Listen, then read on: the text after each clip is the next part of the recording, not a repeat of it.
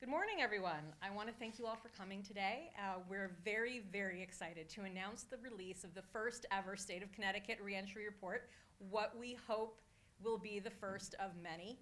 I want to thank especially the members of the State of Reentry Advisory Committee, Aaron Forrest of the Department of Correction, Beth Hines of Community Partners in Action, Daryl McGraw of Formerly Inc., Tahiba Bain of Women Against Mass Incarceration, Earl Bloodworth of the Mayor's Initiative for Reentry Affairs in the City of Bridgeport, Sue Gunderman in the Office of Mayor Luke Bronin of Hartford, Scott Wilderman, the President and CEO of Career Resources, who is very disappointed that he cannot be here today, Fred Hodges of Family Reentry, Gus Marks Hamilton of ACLU Smart Justice, Carlos Sosa Lombardo of the City of New Haven, Gary Roberge of the Court Support Services Division of the Connecticut Judicial Branch.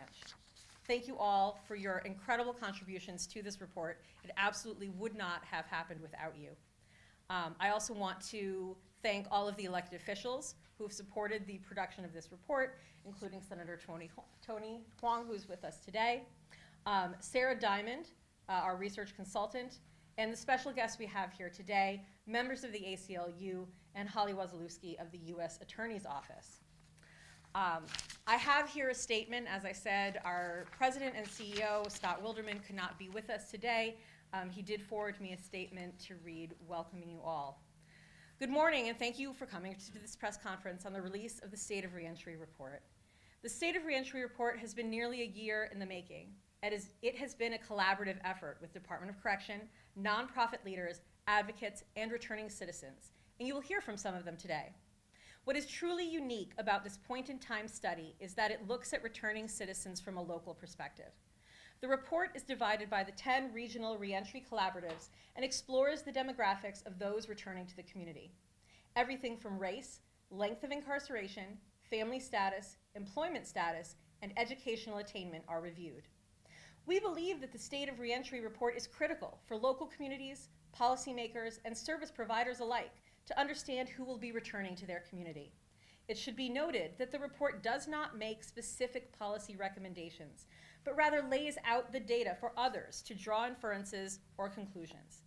The bottom line is that over 95% of those currently incarcerated will be coming back home.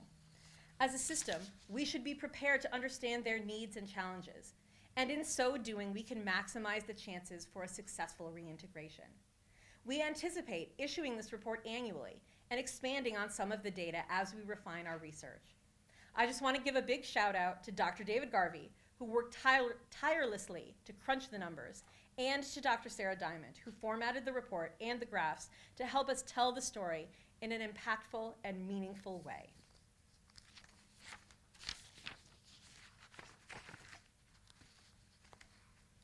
At this time, I would like to thank all of our funders, specifically the Tao Foundation, the Matthew Kosbob Foundation, and John Santa, again, without whom this report would not have been possible. And I'd like to invite up Chris Landino to read a statement from the Tao Foundation. All right, this is a message from Diane Serapina, Director of Justice Initiatives at the Tao Foundation. Despite more than a decade of transformative criminal justice policy reforms in our state, individuals returning home from Connecticut prisons continue to face many daunting obstacles to rejoining society and establishing successful lives. Career Resources, Inc. deserves great credit for undertaking this State of Reentry data project that documents who is returning to our communities from prison, from young adults to elders, many of whom are parents, and that calls for critical public investments to address their specific needs. The Tao Foundation is pleased to have supported this project because good data helps inform and inspire good public policies and investments and debunks misinformation. But this project's level of impact on individual lives and on public safety depends on whether the community services that make up the reentry safety net, particularly the welcome centers, get the public funding and support that they so desperately need. Thank you. Thanks, Chris, and again, thank you to all of our funders for their support as we undertook this really enormous project. At this point, I'd like to call up Dr. Dave Garvey to talk a little bit about the data that we uncovered. Thank you, Angela. On June 1st of last year, Career Resources received 2 data sets from the research unit of the Connecticut Department of Correction. Data set 1 was a de-identified list of individuals who had left incarceration and who were currently under community supervision on June 1st, 2021. Data set 2 was a de-identified list of individuals who were currently incarcerated on June 1 and with an end of sentence date of December 1st, 2021. The list provided basic demographics such as race, age, education, employment history, health, substance use, and other assessments by the Department of Corrections.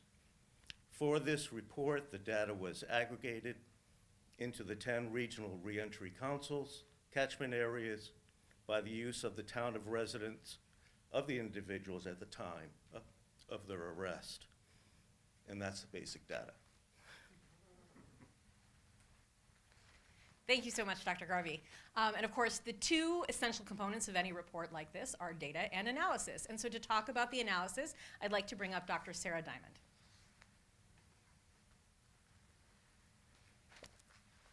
Good afternoon, everyone, or good morning. I'm happy to share with you the findings from the report. If you look through the report, you'll see what we did was we aggregated the data. Actually, Dave Garvey is the one who did the analysis, the initial analysis with the data sets. And I was able to then portray them in graphs for everyone to see, infographics to try to make it as accessible to the general public as possible, and write up the summary of the results.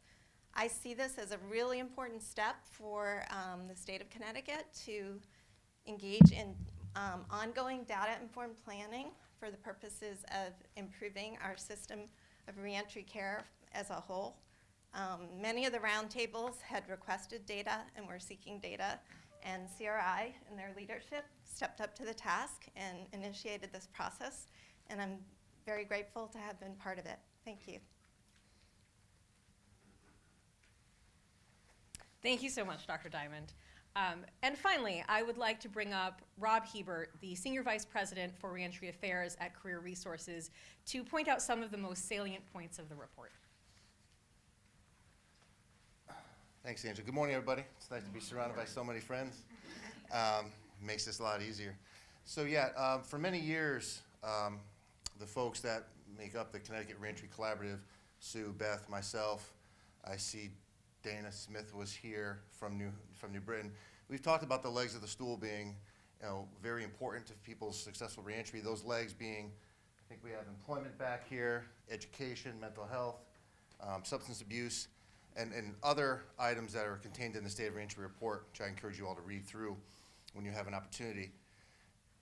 And I can't tell you how proud I am that we took this big first step to get this stuff in everyone's face to see.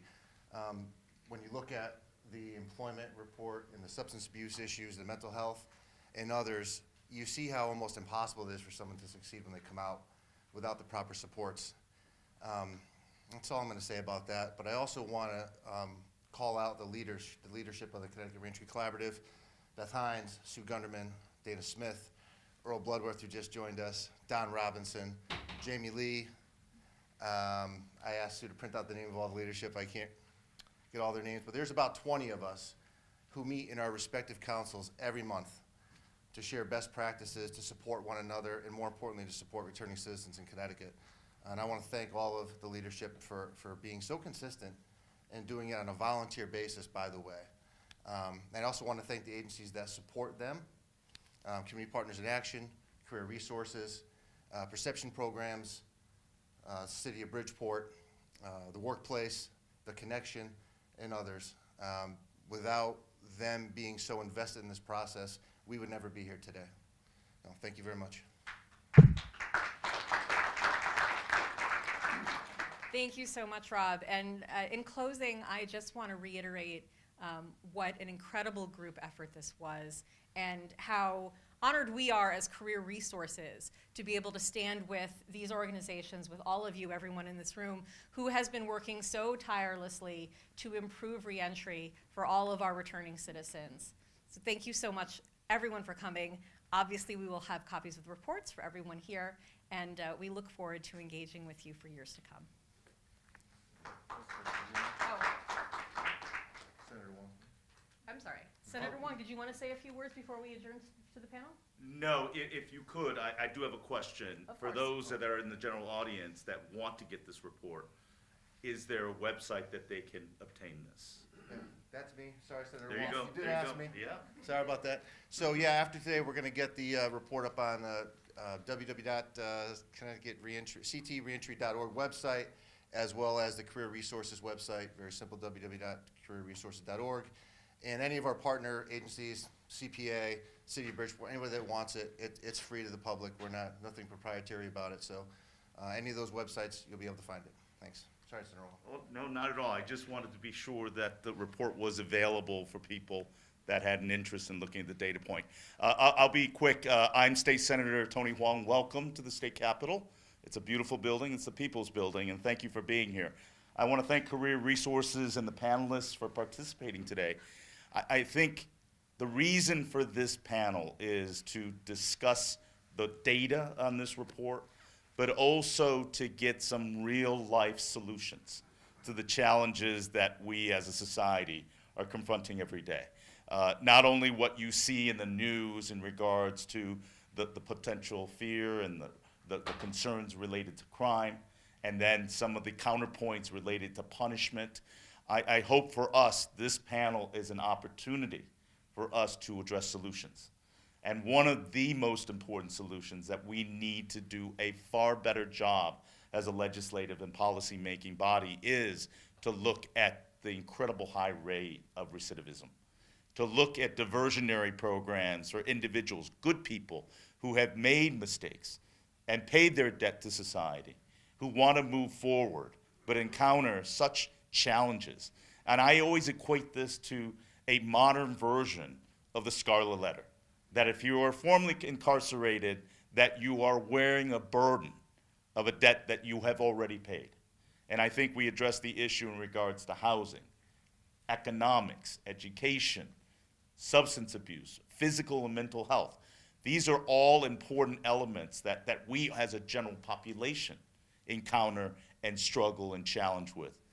Combine that with the burden of the difficulty of access, the difficulty of programs, the challenges that got people in trouble in some cases in the first place that still exist. Career Resources have done an incredible job. And Reentry, Rob, it's kind of interesting. I get emails from you almost every week. And God bless you, because it's that kind of passionate advocacy. I have individuals here that have been outside this building virtually every session day, speaking out and being a voice of passion and compassion. So this panel is an opportunity for us to get together, not simply to say crime and punishment, but also a compassionate solution for those that have paid their debts, that have made a mistake, but are looking to correct their path and move forward in a positive way in a contributing manner. Being exposed and being experienced with Career Resources for over 15 years, you should go to one of their graduation ceremonies. The media should cover those graduation ceremonies. These are individuals that have made such a remarkable positive forward change in their lives. It's not just about the crime and the punishment. It's about people seeking redemption and a path forward. And Career Resources and Reentry, and hopefully our panel discussion will address some of those critical issues. So thank you very much for coming to the Capitol, and I'm excited to get the panel discussion going. Yes, thank you so much, Senator Wong. That was actually an amazing segue into the next portion of our program, which is our panel discussion. Those of you who are watching this on live stream, we will release a recording of the panel after it is concluded. Thank you, and I hope all of you will stick around, those of you who are in this room, for the panel discussion as well.